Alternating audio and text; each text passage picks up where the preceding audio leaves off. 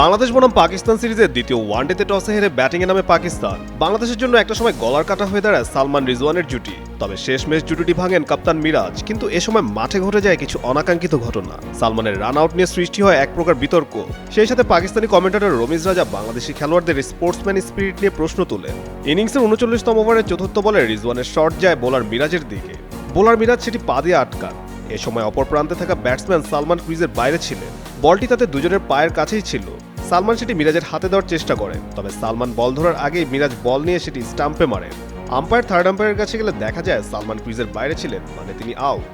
স্বাভাবিকভাবেই সালমান এতে খুশি ছিলেন না। মাঠ ছাড়ার সময় হাতের ইশারায় কিছু একটা বোঝান, যা দেখে লিটন দাস বেশ ক্ষুব্ধই হয়ে পড়েন বটে। পরে অবশ্য রিজওয়ান এগিয়ে গিয়ে লিটনকে শান্ত করার চেষ্টা করেন। আরেকদিকে কমেন্ট্রি প্যানেলে থাকা পাকিস্তানি কমেন্টেটর রমিজ রাজা স্মৃতিচারণ করেন 2023 বাংলাদেশ বনাম শ্রীলঙ্কা ম্যাচে, যেখানে সাকিব আল হাসান লঙ্কান ব্যাটার অ্যাঞ্জেলো ম্যাথুসকে টাইমড আউট করেন। এরপর সালমানের আউটের পরই বাংলাদেশ দলের স্পোর্টসম্যান স্পিরিট নিয়ে প্রশ্ন তোলেন রমিজ রাজা।